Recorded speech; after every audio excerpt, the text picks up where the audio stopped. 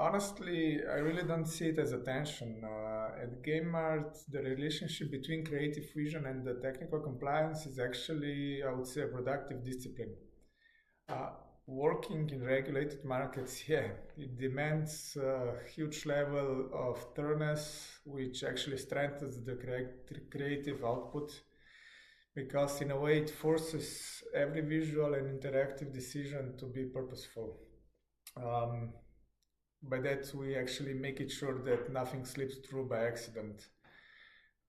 What makes it work in practice is that we're establishing creative intent early and that we actually encode it and integrate it into technical frameworks that all disciplines works within. So by the time where we're already like deep in production, creative ambition and technical precision aren't competing. It's actually just a standard of excellent, I would say, approach from different angles. Backstep Mayhem is probably the clearest example of how we think about this here at GameArt. So the whole game is anchored around the central character, a gremlin, which is navigating the gritty underbelly of a forgotten district. Uh, what's important is that his personality doesn't just inspire the visuals, it's actually driving every mechanical and design decision in the product. I would say the aesthetics world that we have built around him, so all the layered graffiti, neon lights, raw street culture, was never meant to be the surface decoration, but the environment itself, which becomes a storytelling instrument. So when player is moving through the game, audio, visuals, the atmosphere are actually all doing narrative work.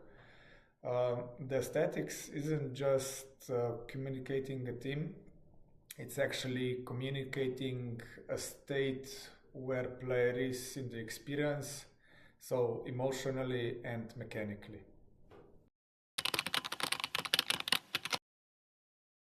That's a real challenge, I would say, and this is a topic that we discuss a lot and we put a lot of attention in our design and production process. I would say that when mathematical architecture gets more sophisticated, the risk of visual overlay grows higher and higher. And our answer to that is what we call it environmental legibility. So the idea where every major mechanical shift should be communicated through the game itself and not just some UI overlay or some notifications. So I would say the core principle is that complexity should never feel like a confusion. Um, if the game is responding through visuals, through audio, when something huge is happening within the game, the player gets guided through it, so through the complexity itself, by the narrative logic and not by some instructions. And by that, the player actually feels it before they read it. This is actually one of the hot topics in our internal conversation nowadays. I would say that our approach to AI usage is very open, but on the other hand, we're also approaching it with deliberate care.